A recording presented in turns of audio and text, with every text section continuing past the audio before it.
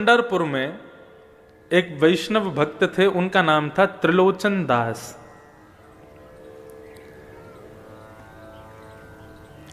अपनी युवावस्था में ब्याह के बाद उनको कोई संतान नहीं हुई, तो वो निश्चिंत रहे, चिंता नहीं की। उन्होंने कहा श्री पंडरीनाथ भगवान ने हमको संतान नहीं दी, क्यों? क्योंकि पंडरीनाथ भगवान हमारे पुत्र हैं, वे ही हमारे पुत्र के रूप में है, इसलिए हमको उन्होंने कोई संतान नहीं दी।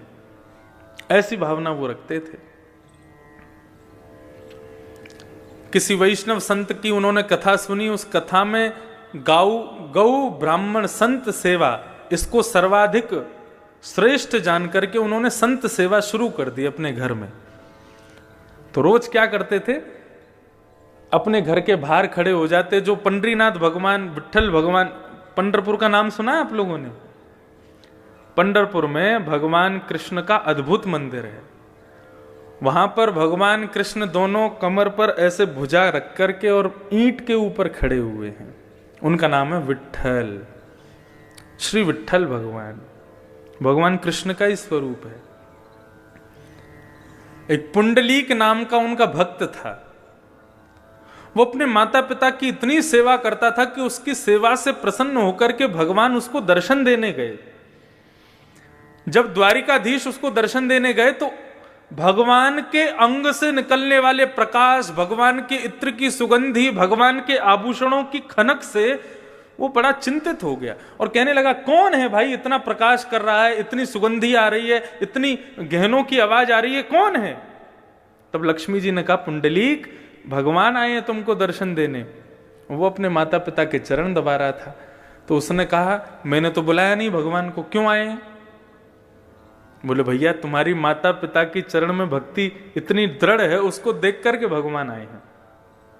तो बोले, इनको पाने के लिए थोड़ी करता हूं, अपने माता पिता को सुख देने के लिए करता हूं। लक्ष्मी बोली, जिसके द्वार पर भगवान जाते हैं वो भगवान को आमंत्रण करने के लिए सिंहासन देता है। ठीक है तुम सेवा कर लो, लेकिन भगवान को कोई आसन तो दे दो, खड़ा होने के लिए, बैठने के लिए। पुंडलीक बड़ा चिंतित हो गया, ये और मेरे सिर पर बला आ गई है। भगवान को बोल रहा है, बुलाया है नहीं, अपने आप बिन बुलाए मेहमान बन के आ गए, अब घर पे और बैठेंगे मेरे आके। तो अब उसको कोई आसन नहीं मिला, तो पैर दबाते दबाते उसको एक नीचे ईंट मिली, तो उसने ईंट को खिसका दिया, ले लो आसन, खड़े हो जाओ इस पर। रुक्मणी जी को गुस्सा आ गया, भगवान का हाथ पकड़ लिया, बोले बिल्कुल नहीं रुकोगे यहाँ पे, ऐसा अपमान करने वाले भक्त के यहाँ रुकेंगे हम? भगवान के नेत्र सजल हो गए, बोले अब तो इसको दर्शन देके ही जाऊंगा मैं, ये जब तक सेवा से मुक्त नहीं हो जाएगा तब तक यहीं खड़ा रहूंगा। और जैसे कोई प्रतीक्षा करता है, किसी का इंतजार करता है, ऐसे ही भगवान उस ईंट पर खड़े हो गए, दोनों भुजाओं को कमर पर रख के। आज भी वो पंडरीनाथ भगवान आज भी ईंट पर खड़े हैं। ऐसा अद्भुत मंदिर पूरे भारत में नहीं है। प्रत्येक मंदिर में आपको दूर से दर्शन होगा, लेकिन केवल श्री विट्ठल भगवान का मंदिर है जहां पर भक्त भीतर जाकर के पंडरीनाथ भगवान को गले लगा सकते हैं। गले लगाओ तब वहां से बाहर जाओ। जब गले लगाते हैं तो भगवान की इत्र की सुगंधी पूरे हमारे अंग में आ जाती है। इतना सुंदर मंदिर है, अद्भुत। तो पंडरीनाथ भगवान को त्रिलोचन जी अपना पुत्र मानते थे, ये कथा में बोल रहा था। त्रिलोचन जी ने संत सेवा शुरू कर दी, तो पंडरीनाथ भगवान, श्री विट्ठल भगवान के जो लोग दर्शन करने जाते थे, सबको बोलते थे, प्रसाद पाइए, प्रसाद पाके जाइए, प्रभु प्रसाद पाके जाइए।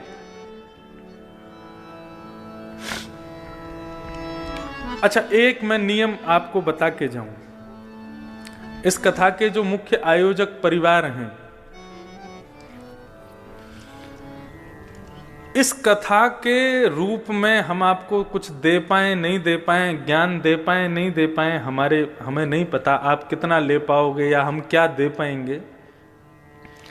ये मन का भाव है और मन से एक भाव प्रकट हो रहा है। पूरी करने की जिम्मेदारी अपने ऊपर रखना भी नहीं। जो यजमान परिवार है उनसे कह रहे हैं हम, भगवान पे ही छोड़ना, वही पूरा करवाएंगे। लेकिन हो सके तो इस नियम को आप शुरू करवा देना। क्या? इस कथा के बाद हर हफ्ते का एक कोई विशेष दिन, और उस विशेष दिन में भी यदि महीने की एकादशी का ही, एकादशी नहीं, द्वादशी का ही दिन यदि आप लोग रखें तो गुना में एक दो घंटे का इसी प्रातःकाल ब्रह्म मुहूर्त में पूरा परिवार उठ करके एक छोटा सा अन्न क्षेत्र करे। राह पर चलते हुए जितने लोग हैं सबको गरम गरम खिचड़ी और थोड़ा बहुत कुछ ना कुछ, ये महीने में जब जब द्वादशी आवे तो द्वादशी के दिन ये एक नियम इस कथा के एक फल के रूप में आप प्रारंभ कर दीजिए। और मैंने पहले ही कहा, उसकी जिम्मेदारी अपने ऊपर मत रखना, उसकी जिम्मेदारी ठाकुर जी पे ही छोड़ देना, बोले आप ही पूरा कराओ। हमें कम से कम ये सांत्वना रहेगी कि हमने अपनी कथा के द्वारा गुना में, और आपको भी एक संतुष्टि रहेगी उस कथा से, हमारे गुना क्षेत्र में प्रत्येक द्वादशी को एक छोटा सा अन्न क्षेत्र चलता है। अन्न ब्रह्म है और उस अन्न का बल ही इतना तीव्र होगा, उस अन्न क्षेत्र का बल ही इतना तीव्र होगा कि वो अन्न ही इतना बल प्रदान करेगा कि इस जन्म क्या अनेक जन्मों तक, आपके कल्प कल्पांतर तक आपके परिवार का कोई भी व्यक्ति अन्न से वंचित कभी नहीं रहेगा। अन्न की कृपा सदैव उस पर बनी रहेगी। तो ऐसे सब लोगों को पूड़ी सब्जी है, खिचड़ी है, जो इच्छा हो, महीने में जब भी द्वादशी आवे, एकादशी के अगले दिन ये एक अन्न क्षेत्र छोटा सा प्रारंभ करो। और उसकी कृपा क्या होगी, उसका बल क्या होगा, वो भागवत जी आपको स्वयं दर्शन करा देंगे। ये आपकी सामर्थ्य के ऊपर है, रोज कर सको रोज करो, लेकिन द्वादशी को हो तो द्वादशी को करो, लेकिन ये अन्न क्षेत्र जरूर। परम पूजनीय प्रातस्मरणीय श्रीमद् भागवत के व्यास मंच की गरिमा जिन्होंने स्थापित की अनेकों वर्षों से, परम पूजनीय श्री डोंगरे जी महाराज, उन्होंने जहां जहां कथा शुरू की वहां वहां अन्न क्षेत्र शुरू कर दिए और आज तक उनके अन्न क्षेत्र चल रहे हैं। तो भागवत कथा का सबसे बड़ा मूल्य यही है कि व्यक्ति उस क्षेत्र में जहां भी कथा हो वहां अन्न और ज्ञान इन दोनों से कभी वंचित ना रहे, यही भाव। तो त्रिलोचन जी सबको बुलाते थे, प्रभु प्रसाद नाम रखा था अन्न क्षेत्र का, बोले सब लोग आओ प्रसाद पाओ प्रसाद पाओ। अब वो इतना स्वादिष्ट भोजन बनाते थे कि 100 से 200, 200 से 500, 1000, अब तो प्रत्येक दिन 5-5 हजार लोग भोजन करते थे उनके यहां पर। और बनाने वाले कोई नहीं, त्रिलोचन जी और उनकी पत्नी, दो ही लोग। परिवार में और कोई था नहीं, संतान थी नहीं। सेवा करते करते करते करते करते अति वृद्ध हो गए। अति वृद्ध होने के बाद में उन्होंने भगवान से केवल एक ही इच्छा रखी, प्रभु आपने हमें संतान तो दी नहीं, हमने आपको ही पुत्र माना है, लेकिन अब आपसे एक प्रार्थना करते हैं कि हम दोनों बड़े वृद्ध हो गए, हमसे भोजन बनता नहीं है, सबको पवाने में बड़ी दिक्कत होती है, एक कोई वैष्णव भक्त हमको कोई एक नौकर मिल जाए जो हमारे यहां पूड़ी सब्जी रोटी साग चावल ये सब बना दिया करे और संतों को परोसवा दिया करे, तो 2 से 3 हो जाएंगे तो सहजता रहेगी। तो दिन रात भगवान से ही प्रार्थना करते थे, एक बढ़िया श्रेष्ठ नौकर मिल जाए, एक कर्मचारी मिल जाए हमको। तो एक दिन श्री त्रिलोचन जी बैठे थे, इतने में ही ऊंची धोती पहन करके, सर पर स्वाफा बांध करके, बड़ा सुंदर सुकोमल स्वरूप सांवला सा एक नन्हा सा बालक त्रिलोचन जी के पास में आ गया। त्रिलोचन जी को आगे प्रणाम किया, बोले हाँ बेटा बताओ कहां से हो, कौन हो, क्या है। बोले हम काम ढूंढ रहे हैं, तो काम मिल जाएगा तुमको यहां पे, लेकिन कर पाओगे हमारे यहां काम। बोले क्या काम करना पड़ेगा। बोले कुछ नहीं, सवेरे शाम रोटी सब्जी बनानी है, संतों को पवाना है। तो नन्हा सा बालक कहता है ये तो मेरा युग युगों का काम है, ना जाने कब से करता आ रहा हूं मैं। संत गौ ब्राह्मण की सेवा तो मैं जाने कब से करता आ रहा हूं। त्रिलोचन जी उसको देख के कहने लगे अभी तुम 3-4 6-7 वर्ष के तो दिखते हो और तुम कौन से जमाने से करते आ रहे हो। अब वो कैसे बता मैं, वो तो भगवान है, भगवान तो हमेशा से गौ ब्राह्मण संत सेवा करते आ रहे हैं।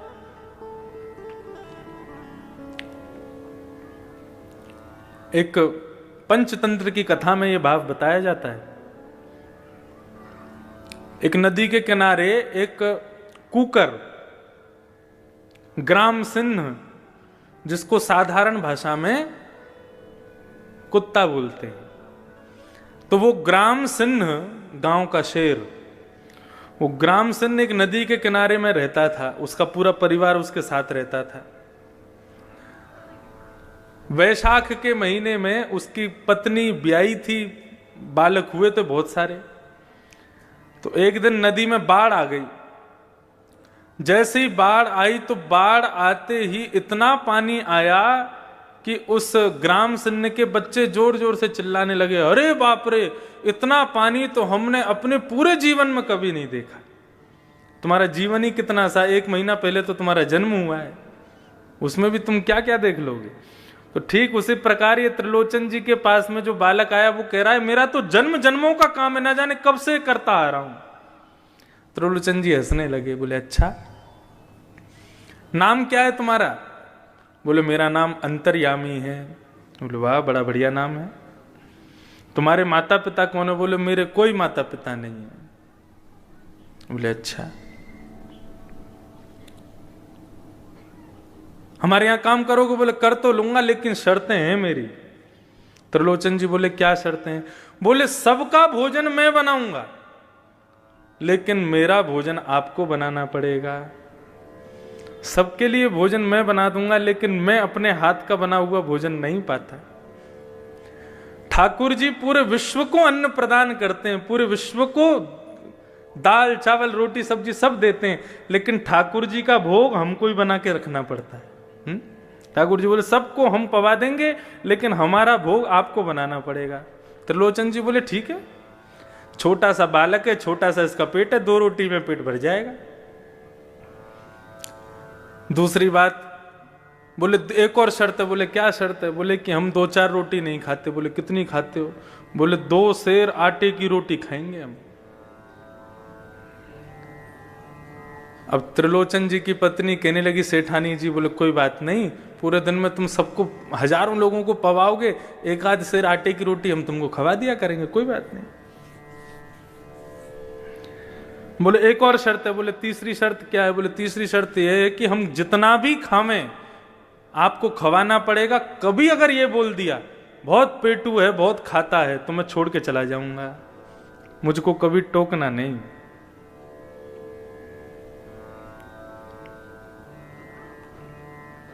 बोले नहीं, हम क्यों टोकेंगे, हम कभी नहीं टोकेंगे। भगवान की लीलाएं बड़ी अपरंपार हैं। आप लोग कभी उदयपुर की तरफ जावें, राजस्थान, तो वहां हमारे श्री गोवर्धन नाथ भगवान विराजते हैं, श्रीनाथ जी। उनका स्वरूप कैसा है? एक भुजा ऊपर, दूसरी भुजा कमर पे। सबने चित्र में तो दर्शन किए, लेकिन मध्य प्रदेश छत्तीसगढ़ के लोगों को बहुत कम पता है नाथद्वार के बारे में। तो वहां श्रीनाथ जी का मंदिर है, और श्रीनाथ जी के मंदिर में ही श्रीमद जगत गुरु वल्लभाचार्य जी के सेव्य ठाकुर जी, हजारों वर्ष पुराने ठाकुर जी हैं। इतने से लड्डू गोपाल हैं, हमारे अंगुष्ठ के बराबर के लड्डू गोपाल। उनका नाम है नवनीत प्रिया। नवनीत कहते हैं मक्खन को, प्रिय कहते हैं उससे प्रेम करने वाले, नवनीत प्रिया। तो श्रीनाथ जी का जो भोग लगता है, वैसे ठाकुर जी की भोग की पद्धति ऐसी है कि पूरी रसोई की जितनी सामग्री है वो सारी सामग्री ठाकुर जी के मंदिर में रखनी चाहिए। कैसे? भगवान के मंदिर के आगे पत्तल रख दो, नीचे ही किसी बढ़िया स्टूल पर पत्तल रख करके उसी में कड़ी की भगोनी, उसी में सब्जी का भगोना, उसी में ही रोटी सब्जी सब एक साथ पधरा दो। सब में तुलसी छोड़ दो, कक्ष बंद करके 20 मिनट के लिए ठाकुर जी को भोग लगाने दो। वो नहीं हो सकता तो थाली ठाकुर जी की लगाओ, थाली में ठाकुर जी का भोग लगा के फिर उस थाली को पुनः सब में मिला दो। ये भोग की प्रक्रिया होती है। तो नाथ द्वार में रसोई की सारी सामग्री श्रीनाथ जी के सामने आती है, फिर ठाकुर जी भोग लगाते हैं। लेकिन जो वो छोटे से नवनीत प्रिया जी हैं, वो अपनी गद्दी के सहित उठ करके रसोई में जाते हैं, वहां जाके भोग लगाते हैं। अच्छा, ठाकुर जी के भोग में एक नियम है क्या? मिष्ठान जो है, मीठा जो है, वो ठाकुर जी की तरफ होना चाहिए। जैसे आपने पूरी थाली लगाई तो ये जितनी भी खट्टी पदार्थ हैं या नमकीन पदार्थ हैं, दाल चावल आदि, इन सबको दूसरी तरफ रखो। मिष्ठान जो है वो ठाकुर जी के आगे सबसे पहले वही रखो, मीठा। ठाकुर जी पहले मीठा खाते हैं, उसके बाद फिर कुछ नमकीन खाते हैं, फिर मीठा खाते हैं, फिर कुछ नमकीन खाते हैं। ऐसे ठाकुर जी का नियम है। तो नवनीत प्रिया जी जो इतने से लाल जी हैं, ठाकुर जी हैं, उनको रसोई में ले जाकर के भोग लगाया जाता है। तो उनका नियम है सबसे पहले मिठाई रखी जाएगी, उसके बाद में पापड़ रखे जाएंगे, उसके बाद में नमकीन रखी जाएगी, उसके बाद में दाल चावल रोटी ये सब रखे जाएंगे। तो एक दिन पुजारी जी से गलती हो गई, ठाकुर जी की सिंहासन के आगे उन्होंने कड़ी रख दी, मिठाई की जगह कड़ी रख दी, और कड़ी रख दी और मिठाई रख दी दूर कहीं पर, मिष्ठान खीर आदि कुछ होगा। और जैसे कपाट लगा करके पुजारी जी चले गए, 20 मिनट बाद जब कपाट खोल करके देखा तो सिंहासन पर ठाकुर जी हैं ही नहीं। अब इतने से गोपाल जी, उनको कहां ढूंढे, साग सब्जी दाल चावलों में ढूंढ रहे हैं, उनको मिल ही नहीं रहे, सब जगह खोज लिया, नहीं मिले तो फिर छन्नी मंगाई, और छन्नी मंगा करके सारे रस पदार्थों को छाना गया। कहां गए ठाकुर जी, सबको छानते छानते अंत में जैसे ही वो कड़ी जो सामने रखी थी उसको जैसे ही छाना, उसमें ठाकुर जी मिल गए। तो पुजारी जी को लगा, वाह आपको कड़ी इतनी पसंद है, अब तो भैया रोज कड़ी बनेगी, अब तो 15 दिन तक रोज कड़ी कड़ी बन रही है महाराज, कड़ी का ही भोग लग रहा है और कुछ लगा ही नहीं रहे। बोले इतनी बढ़िया लगी कि उसमें कूद गए। तो एक दिन पुजारी जी के सपने में रोते हुए भगवान आए। पुजारी जी बोले क्या हो गया, आप रो क्यों रहे हो, हमसे सेवा में कोई अपराध हो गया? बोले तुम रोज कड़ी कड़ी खवा रहे हो। बोले उस दिन आप कूद गए कड़ी में तो हमको लगा आपको प्रिय है इसलिए लगा रहे हैं। बोले मुझे कड़ी प्रिय नहीं, मैं तो खीर खाने जा रहा था तो बीच में कड़ी पड़ गई, उसमें ही गिर गया मैं। बोले कड़ी नहीं, खीर का भोग लगाओ। तो ये सब अनुभव आपको भी होंगे यदि भाव से सेवा करोगे। तो त्रिलोचन जी ने कहा, त्रिलोचन जी से भगवान ने कहा कभी हमसे ये मत कहना बहुत पेटू है, बहुत खाता है, यदि कहा तो हम चले जाएंगे। हमारे ठाकुर जी आते हैं हर कथा में, इतने से श्रीनाथ जी, श्री गिरधर लाल, अभी उनका उत्सव चल रहा था, अभी सुबह आस्था भजन पर भी वो चल रहा है 11 बजे से लेकर के 3 बजे तक। तो 11 से 1 बजे तक अपने घर पर आप कथा सुनो, भोजन पाते जाओ, और 1 बजे फिर यहां आ जाओ, 2 बजे से फिर यहां सुनो। तो उनका उत्सव हम करते हैं हर वर्ष। इतने से ठाकुर जी और उनका 56 भोग लगता है, विशाल पाते हैं ठाकुर जी को भोग। 3 चीज बहुत प्रिय है ठाकुर जी को। सबसे पहला श्रृंगार, अच्छे अच्छे श्रृंगार हों, अच्छे अच्छे अलंकार हों। दूसरा ठाकुर जी को प्रिय राग, कीर्तन कथा, ये सत्संग भजन, ये सब ठाकुर जी को प्रिय है। और तीसरा ठाकुर जी को प्रिय भोग। बस ये 3 ही सेवा के स्वरूप हैं, इसके अलावा कुछ नहीं करना। राग, भोग और श्रृंगार। तो त्रिलोचन जी बोले हमको कभी पेटू मत बोलना। बोले कभी नहीं बोलेंगे। अब तो महाराज भगवान अंतर्यामी ने सेवा करना शुरू किया। कड़ी बनाते हैं, सब्जी बनाते हैं, खीर बनाते हैं, पूड़ी बनाते हैं, रोटी बनाते हैं, अकेले बैठ करके बनाते हैं, और सब संतों को पवाते हैं, सबको पवाते हैं। सब लोग अपनी उंगली चाटते रह जाते हैं, ऐसा स्वाद। और सबसे बड़ी कमाल की बात तो यह कि कितनी भी पंगत आ जाए कभी भी सब्जी कम नहीं पड़ती। और सबको पवाने के बाद फिर ठाकुर जी स्वयं बैठते हैं, सेठ सेठानी पूरे दिन बना बना के खिलाते हैं, पूरे दिन खाते ही रहते हैं। रात्रि में अपना भोग आदि से निवृत्त होकर फिर मालिश करते हैं, तेल लेकर के त्रिलोचन जी के पैर दबाते हैं, हाथ दबाते हैं, शरीर की पूरी मालिश करते हैं। वर्षों से सेवा कर रहे अंतर्यामी भगवान, उनकी सेवा से त्रिलोचन जी की वृद्धता चली गई, बिल्कुल युवा जैसे दिखने लगे। आस पड़ोस के सब लोग कहने लगे, बोले महाराज तुम्हारे यहाँ बढ़िया नौकर आया है, तुम्हारे दिन बदल दिए, देखना बुढ़ापे के बाद युवावस्था आ गई तुम्हारी। तो लेकिन सेठ जी की पत्नी को सब कहने लगे सेठ जी पर बड़ी कृपा की है तुम्हारे सेवक ने, लेकिन तुम अब भी वृद्ध हो, तुम अभी भी बुढ़ी हो, क्यों? बोले सेवा इनकी करता, हमसे तो करवाता है वो। पूरे दिन रोटी बना बना के खिलाना पड़ता है उसको, बहुत पेटू है, बहुत खाता है। जैसे ही ये बात कही है, भगवान अंतर ध्यान हो गए। शाम का समय हुआ, त्रिलोचन जी और उनकी पत्नी ढूंढ रहे हैं, बेटा अंतर्यामी कहां हो? पूरा घर खोज लिया, कक्ष खोज लिए, गली खोज ली, मोहल्ले खोज लिए, लेकिन नहीं मिले। इतने व्याकुल हो गए, अपनी पत्नी से पूछने लगे, तुमने कुछ कहा था क्या उसको? बोले नहीं, मैंने तो कुछ नहीं कहा। तो फिर कहां गए? कहीं तुमने गलती से पेटू है, बहुत खाता है, ऐसा तो नहीं कहा? बोले कि मुझसे अपराध हो गया, मैंने अपनी सहेलियों से कह दिया था। ओहो। बस उसी बात को ध्यान करते हुए भगवान के मंदिर में गए। श्री पंडरीनाथ भगवान ईंट के ऊपर खड़े हैं, दोनों भुजा रख करके। त्रिलोचन जी रोने लगे, भगवान के चरणों में प्रार्थना करके बोले, आपने संतान नहीं दी, हमने स्वीकार किया। आपने परिवार नहीं दिया, हमने स्वीकार किया। लेकिन आपकी कृपा से एक वैष्णव भक्त नौकर मिला था हमको, अंतर्यामी। हमसे अपराध हो गया, वो हमें छोड़ के चला गया। प्रभु हमें कुछ नहीं चाहिए, हम जीवन पर्यंत उसको देख देख करके जी लेंगे, लेकिन कृपा करके उसको वापस बुला दो।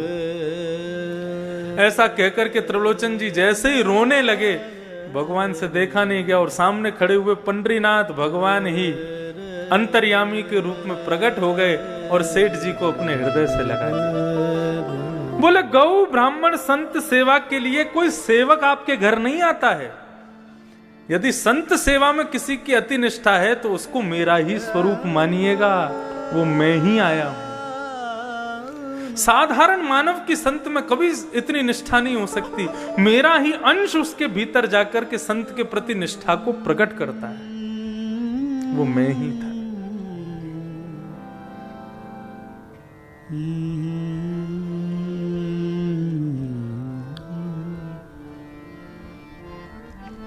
तो ठाकुर जी के प्रति ये प्रेम भाव, ये श्रेष्ठ भाव